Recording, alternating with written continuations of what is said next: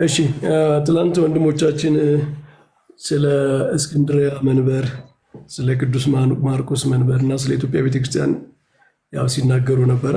እኔም ሰምቼዋለሁ ያሉትን ነገር እና እኔ በተወሰነ መንገድ ያው አስገርሞኛል፣ አሳዝኖኛል ማለት ነው።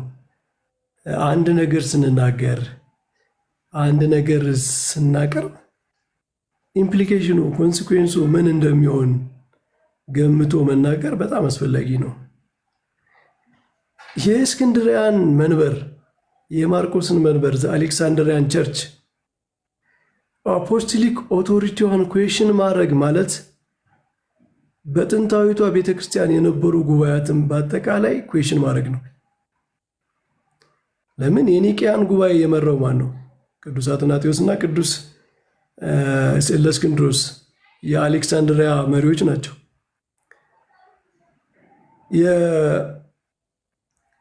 የኤፌሶንን ጉባኤ የመራው ቅዱስ ቄርሎስ ነው።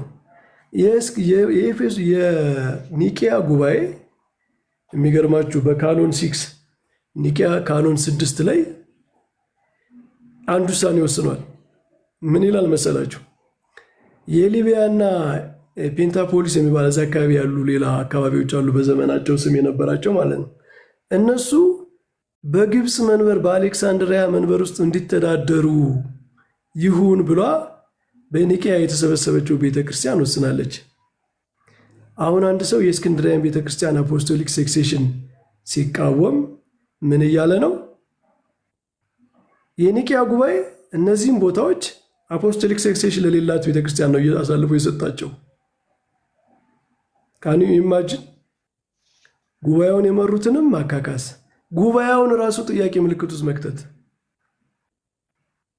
የጥንታውያን ጉባኤያትን ጥያቄ ምልክት ውስጥ መክተት፣ ዘኢንታየር ክርስቲያን ቸርች ማለት ነው። ጥንታዊቷን ቤተክርስቲያን ውስጥ ጥንታዊቷን ቤተክርስቲያን የኢትዮጵያ ቤተክርስቲያንን ለመጉዳት የኢትዮጵያ ቤተክርስቲያን ላይ የሆነ ውንጀላ ለማስቀመጥ አንድ ሰው ጥንታዊቷ ቤተክርስቲያንን በአጠቃላይ የሚጎዳ ንግግር እንዴት ይናገራል? የኒቅያን ጉባኤ ጥያቄ ምልክት ውስጥ የሚከት ለብቻው አርዮስን የተፋለመ አትናቴዎስ ሆይ ብቻህን እኮ ነው የቆምከው ሲባል እኔም ከዓለም በተቃራኒ ነው የምቆመው ያለ አትናቴዎስን አፖስቶሊክ ሴክሴሽን የለውም ካል አንድ ሰው የኢትዮጵያ ቤተክርስቲያንን እየታገለ ይመስለዋል። ጦርነቱ ግን ዘኢንታየር ክርስቲያን ቸርች ላይ ነው፣ ክርስቲያን ሂስትሪ ላይ ነው ማለት ነው። እና አንዳንድ ሰዎች የሚናገሩት ነገር ኮንሲኩዌንስ ምን እንደሆነ እንኳ ሳያስቡ መናገር። የአሌክሳንድሪያ ቸርች እኮ ዘኢንተሌክቹዋል ፓወር ሃውስ ኦፍ ዘ ኤርሊ ቸርች ነው። የጥንታዊቷ ቤተክርስቲያን ኢንተሌክቹዋል ፓወር ሃውስ አሌክሳንድሪያን ቸርች ነው። ሁሉም ጥንታውያን መናፍቃንን የተቃወሙት የተነሱት የዓለም መምህራን የተባሉት እነ ቄርሎስ እና አትናቴዎስ ከጰዶሽያን ራሱ በጣም የሚያከብሯቸው ማለት ነው። ቅዱስ ባስልዮስ እኮ ስለ አትናቴዎስ ሲናገር አትናቴዎስ ሂምሰልፍ ኢዝ ኤ ካነን ነው ያለው። አትናቴዎስ በካነን የሚገዛ አይደለም፣ እሱ ራሱ ካነን ነው፣ ከአክብሮታቸው የተነሳ ማለት ነው። እንደዚህ የተባሉ አባቶችን ሰው ጥያቄ ምልክት ውስጥ ይከታል። የኢትዮጵያ ቤተክርስቲያንን ለመጉዳት እዚህ ቲክቶክ ላይ ምናምን የተፈጠረ ንዴት ምናምን ለማብረድ እና በጣም ያሳዝናል። ለማንኛውም ሰሞኑን በእያንዳንዱ ነገር ላይ በዝርዝር እንመለስበታለን። ግን እንደው አጠቃላይ እኔ እንደ ፕሮቴስታንትም ክርስቲያን ሂስትሪን በአጠቃላይ የሚጎዳ ነገር ክርስቲያን ሂስትሪን ማለት የኢትዮጵያ ቤተክርስቲያንን ለመጉዳት ለመምታት ሙሉ ጥንታዊቷ ቤተክርስቲያንን የሚመታ ነገር መምታት አይችሉም እንጂ ማለት ነው። ኢምፖሲብል። ለአሌክሳንድሪያን ቸርች ኢንቫሊድ የሆነ ሲት ነው፣ ኢንቫሊድ የሆነ ህጋዊ ያልሆነ መንበር ነው ከተባለ ጥንታዊቷ ቤተክርስቲያን በአጠቃላይ የአሌክሳንድሪያን ሲት በመቀበሏ ኩዌሽን ያደረገ የለም። ኢማጂን። የአሌክሳንድሪያ ሴት አፖስቶሊክ ሴክሴሽን የለውም ብሎ ኩዌሽን ያደረገ አንድም ጥንታዊ መንበር የለም። የተጠቀሰው ጄሮም እንኳ በነቀፋ አይደለም የተናገረው። ያን እሱንም እንመጣበታል ሌላ ጊዜ። ግን ፖዚቲቭሊ ነው ያወራው እንጂ በነቀፋ የግብፅ ቤተክርስቲያንን በመተቸት ምናምን የተናገረው አይደለም። እዛ ለእሱ ጋር ላሉ ዲያቆናት፣ ቀሳውስት የሆነ መልእክት ለማስተላለፍ የተናገረው ነው። እና ጥንታዊቷን ቤተክርስቲያን የሚከስ ክስ ነው። አሌክሳንድሪያ ቤተክርስቲያን ላይ የሚቆም አይደለም ማለት ነው። እና ያው ኢትዮጵያ ቤተክርስቲያንም ላይ ብዙ ውሸቶች ተዋሽተዋል። ውሸት ያው እንደ እንትን ነው፣ የሆነ ጊዜ እንደ ጢስ ምናምን ይወጣልና ወዲያው ይጠፋል። እንደዚህ እውነት ግን ሁልጊዜ ጸንቶ የሚኖር ነውና ያው የሚነገሩ ውሸቶች በየጊዜው ይፈርሳሉ፣ መልስ ይሰጥባቸዋል። ችግር የለውም። የተነሱ ነገሮችን በእያንዳንዱ እናያለን። ግን ቅድም ኤቢ ወጣ እንጂ አሁን እሱን ልወቅሰው ነበረ። ኤቢን የሚያህል አነባለሁ እረዳለሁ የሚል ሰው ከዛ ውስጥ ቁጭ ብሎ አብሮ ሲያዳምቅ ነበረ። ይህ ኢምፕሊኬሽኑ ምን እንደሆነ እነ ኤቢ ካልተረዱ ማን ነው የሚረዳው? የኢትዮጵያ ቤተክርስቲያንን ለማጥቃት አጠቃላይ የክርስትናን ታሪክ የክርስቲያን ሂስትሪን ዝቅ የሚያደርግ ነገር ሲነገር ምንድን ነው ከጎናችን ያለች ጉረቤት ትደብደብልን እንጂ ችግር የለም ብሎ አብሮ እንትን ማለት በጣም ነው የሚገርመው። እና ይህንን ባልናገር እንትን ስለሚሆንብኝ ነው በእውነቱ ሱርቲ ያው ጉዳያችን አይደለም። ይህንን ባልናገር ግን የሆነ ሂፖክራሲ ግብዝነት ምናምን እንዳይሆን በልብ ያለው ነገር ልናገር ብዬ ነው። እግዚአብሔር ይስጥልኝ። መምህርዬ ብዙ እኔ አክቹዋሊ እንትኑንም አላየሁትም። ምንድነው ቤቱንም ሚቲንጉን ፕሮግራማቸውንም አልተካፈልኩኝም። እዚህም እዛም ተቆርጦ የሚመጡ ሀሳቦች ናቸው። ያው እዚህ ቲክቶክ ላይ አንዱ እኛ በጣም እየጠለን ያለው ነገር ማንወደውም ነገር ቢሆን እሱ እዚህና እዛ ሆኖ ድንጋይ መወራወሩ ብዙ እሱ ነገር ተገቢ አይደለም ብለን እናስባለን። እና እሱ ኦኬ እናንተ ትምህርታችሁን ታስተምራላችሁ። መቼም ቴዎሎጂ ባክግራውንድ ያለው ሰው ተች ያለው ሰው እነዚህ ነገሮችን መቼም አይጠፋውም። አሁን እርሱ ስ የነበሩት ነገር አፖስቶሊክ ሰክሴሽን እንደሆነ ምናምን ብዙ አይጠፋውም። እና ኤቢም እንግዲህ እንደዛ ሊያደርግ እንትን በዛ አይነት ሲያገኙት እርሱ ያናግሩታል። ግን አይ ዶንት ቲንክ ሶ በዛ አይነት መንገድ አይመስለኝም። ኮንሽስነስ አንፈጥርም ለክርስቶስ ማለት ነው። የፈቃድ ልዩነት በክርስቶስ ዘንድ ሰብአዊ ፈቃድ የአምላክ ፈቃድ እያልን ከከፈል ፈቃድ ከኮንሽስነስ ነው የሚነሳው እና በክርስቶስ ውስጥ ሁለት ኮንሽስነስ እንፈጥራለን ማለት ነው። ሁለት ኮንሽስነስ ከፈጠርን በቃ ኒስቶሪያን ይሆናል ማለት ነው። ምክንያቱም ንስጥሮስም ራሱ ሁለት ልጅ ቱ ኔቸርስ ብሎ ምንድነው ሁለት ኮንሽስነስ ከፈጠርክ ፕሮዞፖኒክ አንድነት ብቻ ነው የሚኖረው ውጫዊ እንጂ ሪል የሆነ አንድነት የአካል አንድነትን ራሱ መናገር አችልም። ምክንያቱም ፈቃድን ለያይተህ የባህሪ ምንድነው የመለኮት ፈቃድ በክርስቶስ ውስጥ የሰውነት ፈቃድ እያልክ ከከፋፈልክ ፈቃድ ደግሞ ከኮንሽስነስ ነው የሚነሳው። ሁለት ኮንሽስነስ አድርጋል ማለት ነው። ይሄ ቀጥታ ኒስቶሪያን ነው የሚሆነው። ምክንያቱም ሁለት ባህሪ ሁለት አካል አላልንም ይላል ባሮክ። ግን ሁለት ኮንሽስነስ እኮ ማለት እንደ አካል ማለት እኮ ባይዘዌ ኮንሽስነስ ማለት ነው። ሁለት ኮንሽስነስ ሁለት ሴንተር ኦፍ ኮንሽስነስ ካለ አካል በሚስጥረ ሥላሴ በሚስጥረ ሥጋዌ ስንናገር የሆነ በሰው አካል ምናምን ብቻ ማሰብ የለብንም። እሱማ ፕሮዞፎን አለ። ንስጥሮስም እኮ ፕሮዞፎኒክ ዩኒቲ ይቀበላል። ክርስቶስ ሲያዩት አንድ ነው እንጂ ሁለቱ ነው አይታይም። ሁለት አካሉ ነው አይታይም። ግን ውስጡ ሁለት አይነት ኮንሽስነስ አለ፣ ሰውነትና አምላክነት የሚል ነው። ስለዚህ ፈቃዱን የመለኮት ፈቃድ የሰውነት ፈቃድ ብለን ከከፋፈል ከዛ ኮንሽስነሱንም ሂደን እንከፍላለን። ከዛ ምን ቀረን? ኮንሽስነሱ ከተከፈለ ክርስቶስ በቃ የሆነ አንድ የሚመስል ሁለት ነው ማለት ነው። ፕሮዞፖኒክ ዩኒቲ ብቻ ነው የሚሆነው። የኛ ኤክስፕላኔሽን እንደዛ ነው። እና የፈቃድ አንድነት ክርስቶስ ምንድነው በአምላክነቱ በሰውነቱ ተብሎ ፈቃዱ አይከፈልም የሚል ትምህርት ነው ያለን። ለማንኛውም ይህንን ወደ ሚስጥረ ሥጋዌ ስለሚሄድ ብንተው አይሻልም? ከዛሬው ርዕሳችን ወጣ ይሻለናል። እዚሁ ሥላሴ ላይ ብንቆይ ይሻለናል። ወደ አመሰግናለሁ። እግዚአብሔር ይስጥልኝ። ያ እሺ፣ በስመ አብ ቴንኪው በጣም ሳሚ ምልክት ስጠን ስትመለስ።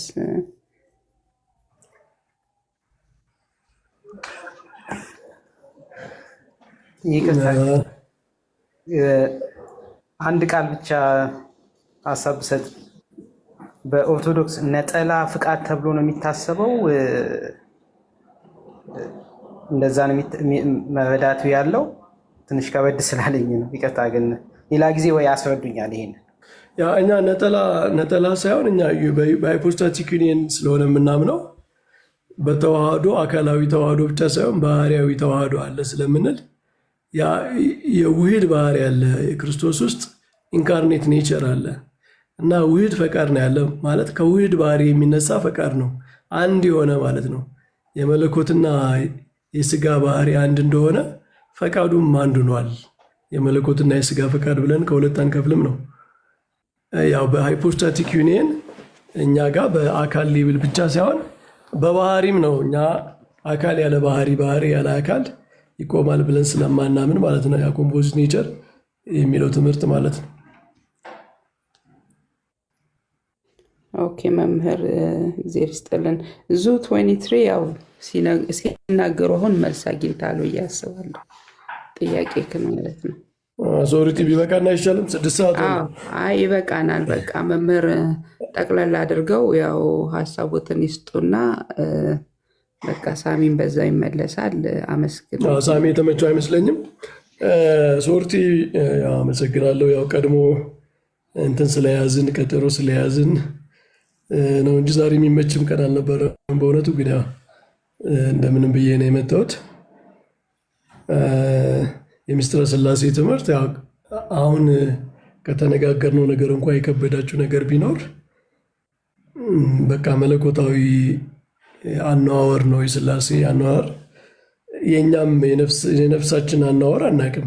ነፍስ እንዴት እንደምታስብ ምን አይነት አካል እንዳላት አእምሯችን ሲያስብ ምን እንደሚያደርግ በኮንሽስነሳችን በአእምሯችን ውስጥ ምን እየተደረገ ነው የሚለውንም ማወቅ አንችልም። ፍጥረታችን ራሱ እኮ በጣም ዲፕ ነው።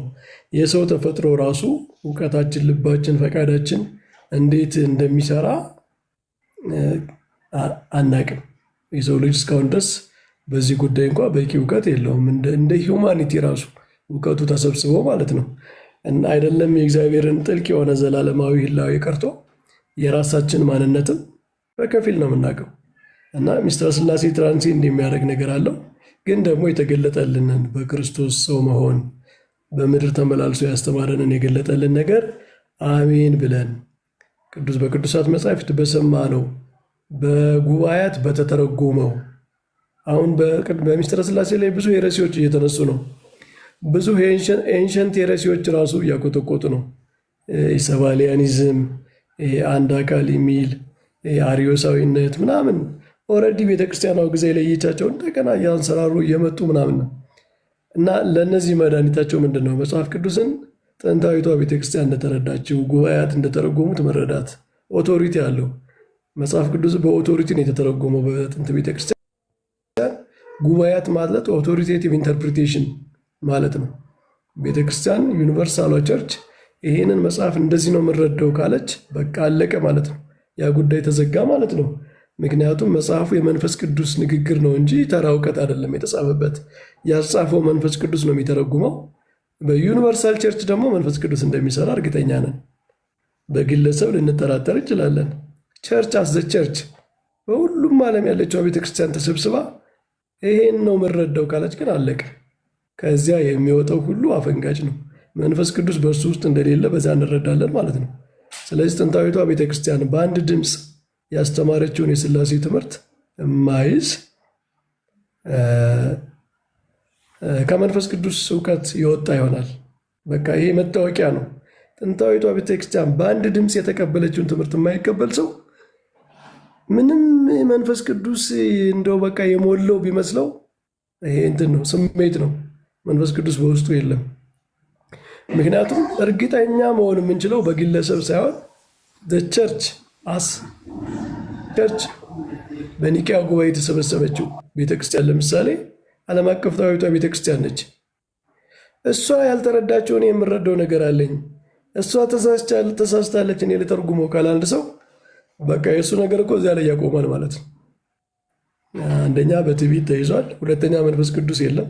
ምክንያቱም ጥንታዊቷ ቤተክርስቲያን ላይ ሲናገር የነበረው መንፈስ ቅዱስ ዛሬ እሱ ጋር መጥቶ ሌላ ትምህርት ሊያስተምር አይችልም። መንፈስ ቅዱስ እውቀቱ የሚቀያየር ስላልሆነ ማለት ነው። የመንፈስ ቅዱስ መገለጥ አይቀያየርም። ስለዚህ በሚስጥረ ሥላሴ ዙሪያ ጉባኤያትን ጥንታዊቷ ቤተክርስቲያን ያስተማረችውን ትምህርት በደንብ አጥብቀን መያዝ ይኖርብናል የሚለውን ነው። የመጽሐፍ ቅዱስ የበላይነት ይላል ዳጊ። የመጽሐፍ ቅዱስ የበላይነት ማንም ሰው ነው የሚቀበለው። መጽሐፍ ቅዱስ የበላይ መሆኑን ኦቶሪቴቲቭ መሆኑን የማይቀበል የለም። ግን መጽሐፍ ቅዱስ ደግሞ ኦቶሪቴቲቭ የሆነ ኢንተርፕሪቴሽን ያስፈልገዋል። ማለት ሰዎች እንደፈለጉ ተርጉመውት፣ ለምሳሌ እነ ማን ነው እነ ዊሊያም ክሬግ ምናምን ተነስተው ኒቂያ እኮ ችግር አለበት ቢሉ መጽሐፍ ቅዱስን እኮ ይዘዋል። ግን ከጥንታዊቷ ቤተክርስቲያን ከተረጎመችው ውጭ ሌላ ትርጉም እያመጡ ነው። ስለዚህ የግለሰብ ትርጉም ይቀርና ኦቶሪቴቲቭ የሆነው የጥንታዊቷ ቤተክርስቲያን ትርጉም ግን መጠበቅ አለበት ማለት ነው። ካልሆነ ሁሉም መጽሐፍ ቅዱስ ይዞ ነው የሚጣለው። አያችሁ፣ አሁን እኮ መጽሐፍ ቅዱስ የማይጠቅስ የለም። አርዮሳውያንም ይጠቅሳሉ፣ ሌሎቹም ይጠቅሳሉ፣ ዋነስ ፔንቴኮስታሎቹም ይጠቅሳሉ። መጽሐፍ ቅዱስ ይዞ የማይከራከር እኮ የለም። መጽሐፍ ቅዱስ እንዴት ነው የሚተረጎመው፣ ትክክለኛው ትርጉም እንዴት ነው የሚለው ግን እሱ ነው የሚያጨቃጭቀው። እሱን ለማለት ነው። በተለይ በሚስጥረ ሥላሴ ይሄ ነገር በጣም አስፈላጊ ይመስለኛል ማለት ነው። መጠቅለያ ይሄ ነው። ይህም ሆነ ይሄ ግን እኛ የምንፈልገው እንደዚህ ሰላማዊ የሆነ ተከባብረን ልዩነት ባለብን ነገር ላይ ልዩነታችንን ሪፊት እንድናደርገና ልዩነት ባለብን ነገር ላይ ደግሞ እንደዚህ አንዱ ከአንዱ እየተማረ ዲስከስ እያደረግን ሰላማዊ የሆነ ፕላትፎርም እንደሱ አይነት ትልቅ መምህር ቢብሊካል ላይ ብዙ ራውንድ የሚያደርጉ እንደዚህ አይነት ትምህርቶችን ማድረግ ነው የምንፈልገው እና ሁሉንም ኢቫንጀሊካል በሙሉ እዚህ መስመር ላይ ያለው ፕላትፎርም ላይ ያለው በሙሉ የሚወክል አልነበረም። ትናንትና ቅድም የነበረው ሚቲንግ ተወሰኑ ሰዎች ናቸው የራሳቸውን እንትን ሪፍሌክት ለማድረግ ነው። ተሳስተዋል። እነሱም ደግሞ ቤተሰብ ታስተካክላለች በትምህርት ታስተካክላላችሁ ብዬ አስባለሁ። ብዙ አይቀየሙ። ከተቀየሙንም ደግሞ እንግዲህ ይቅርታ እና እነሱ ደግሞ ሲመጡ ከእነሱ ጋር ደግሞ ሰላማዊ በሆነ መንገድ አይ እንደዚህ ነበር ስታችሁ ይሄ ነው ስታችሁ ተብሎ የሚታረምበትን ነገር ደግሞ መመልከት ጥሩ ነው። ለማንኛውም በጣም መልካም ጊዜ ነበረን መምህርዬ፣ እግዚአብሔር ያክብርልን። ይቀጥላል ብዬ ተስፋ አደርጋለሁ ይሄ ትምህርት። ነገ ደግሞ ኔክስት ታይም ደግሞ ኔክስት ሴሽን ላይ ደግሞ በሥላሴ ውስጥ ያሉትን 3 ፐርሰኖችን ደግሞ እግዚአብሔር አብ፣ እግዚአብሔር ወልድ፣ እግዚአብሔር መንፈስ ቅዱስ በሆነ ሴሽን ሲመጡ እሱንም እንደዚሁ ተች ያደርጋሉ ከቤተክርስቲያኒቱ አስተምሮ አንጻርና እንደውም ከመጽሐፍ ቅዱስ ላይ ከቤተክርስቲያን ታሪክም ያለ ነገር ጊዜ ይሰጠዋል ብዬ ተስፋ አደርጋለሁ። ዳጊ ምናምን ክፈቱና ማቶቻችሁ ባርቋቸው፣ ከዛ እንለያቸው። መምህር የሚሉት ነገር አለ ምናልባት? አይ የለም። አይ እናንተ ምንም አላላችሁም። ሳሚ አንተ ምንም ስላላልክ እናንተን ለመውቀስ አይደለም። ያው ቅድም ኤቢ ገብቶ ምናምን ኖርማል የሆነ ነገር አውርተን ስለወጣን እና እኔ ደግሞ ያንን ስሰማ በጣም አዝኜ ስለነበረ መልእክቱ እንዲደርሰው ብዬ ነው። ማለት እንደ ክርስቲያን የሆነ ኮንሲስተንት የሆነ ነገር ሊኖረን ይገባልና የተለያየ አይነት መልክ ማሳየት ስለሌለብን እሱን ለማለት ነው። እነሱ ኦልሬዲ እንግዲህ ያው ያዋጣል አይነት መንገድ ነው የሚያዋጣው ካሉት ያው እሱ መንፈስ ያስኬዳል ካለው ይሄዱ ችግር የለውም። ምንም እኛ እንደ ቤተክርስቲያን ምንም የምናፍርበት ታሪክ የለንም። እሱን ዲፔንድ እናደርጋለን እና ሳሚ እናንተን እየወቀስኩ አይደለም ለማለት ነው። እሺ ያው እንደዚህ አይነት ጦርነቶችን የምናበርደው እንዳሉት ነው ካልም ሆኖ ነው እንጂ ያው እርስ በርስ ወራወራ አይደለም። እርስ በርስ ለሚወራወሩ ሰዎች ሌላ ፕላትፎርም አላቸው፣ እርስ በርሳቸው ይወራወሩና እኛ ደግሞ መልካም የሆነውን ነገር እንዘራለን እዚህ ፕላትፎርም ላይ። መምህርዬ እግዚአብሔር ያክብሩልን። ሰላ እንትን በሏቸው፣ ባርኳቸው። ዳግዬ ዘርሽ ሳንሻ ከስታሚል ጀምርና ሳንሻ በጣም አመሰግናለሁ። በጣም እግዚአብሔር ይስጥልኝ፣ እግዚአብሔር ያክብረውት መምህር። በጣም አመሰግናለሁ። እሺ ሳንሻ ተባረክ። ዳግዬ ያ ስለነበረን ጊዜ በጣም እግዚአብሔር ይስጥልኝ፣ እግዚአብሔር ያክብርልን። ግን አስተያየቷ ላይ ቅሬታ አለኝ። እዛም ቤት ያለ የሚሳለውንም ቢቃወሙ በጣም ደስ ይላል። ያው ልዩነታችንን ማጥበቡ ግን የተባረከ እሳቤ ነው። ተባረኩ። እሺ ታጌ ዘርሽ ያለ ዘርሽን አለው ሳምሻይ መምህር በጣም ነው የምናመሰግነው ጊዜዎትን ስለሰጡን። እንደዚህ ደግሞ ልዩነቶችን በማስፋት ረገድ ቁጭ ብለን ትምህርቶችን መቀባበል መሰማማት ትልቅ ነገር ነውና ስለሰጡን ጊዜ ስለሰጡን ትምህርት እግዚአብሔር ይባርኩት ለማለት ወዳለው ተባረኩልን። ዘመኖቱ ይባረክ። እሺ ዘርሽ ተባረክ። ዋቃ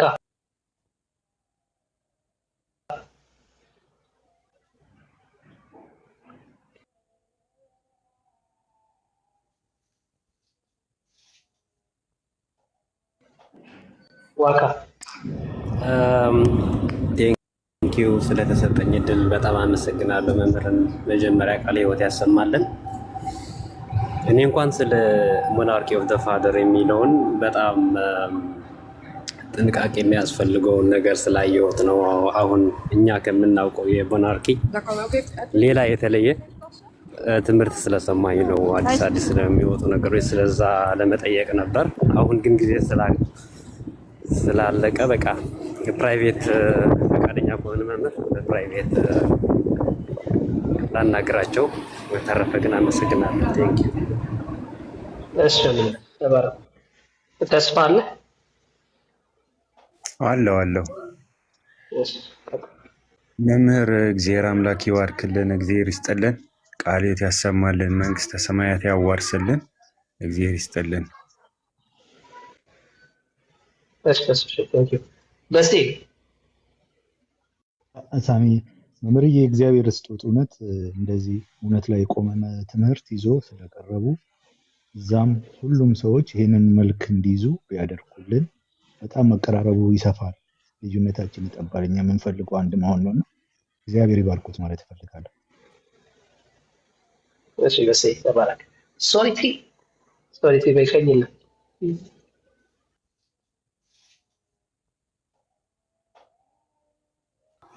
ኦኬ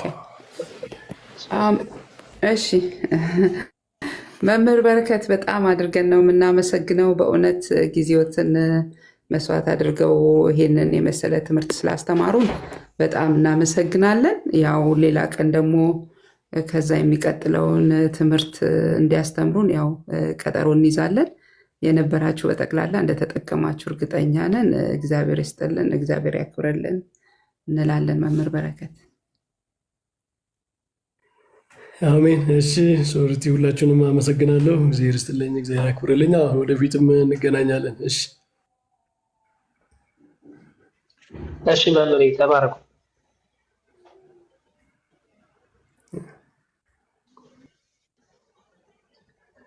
ሶሪቲ ሳሚ ጸባይ ዋንጫ ይሸለም እየተባልክ ነው ነው ወይስ በምንድን ነው? ማን ያለው ዋንጫ ይሸለም ሳሚሻ ተናገረ እንደ ሳሚ ቬጋስ ቴንኪው አለ ነው ተኛ። አዎ ብሏል። አይ የመጀመሪያው ሳሚ ነው እጅ ማለት ነው። ሙባረካቸው በልሳን ያደረገው ሲል እኮ ስኩል ይሆን ተው መተርጎም አቤት አይ በጣም ደስ የሚል ጊዜ ነበር። ሳሚ ፖለቲካው ግን ከባድ ነው። ትችላለህ ሳሚ? አይ ዘኔ እኮ ሳሚ የቬጋስ እንኳን ችለዋለሁ። በካሊፎርኒያ ደሴም ፀሐይ ስለሆነ የሚያገኘው ለምስበት እንጂ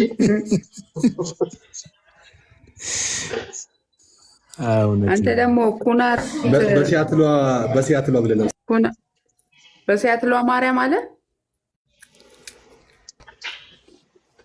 እኔ ኩነት አማርኛ አይገባኝም። በርዬ ኩነት ላይ አስወግተህን ነበረ። ኩነት ኢትዮጵያ ራሱ እንኳን የሆነ ነገር ኩነት የሚባል ነገር አለ አይደል እንዴ?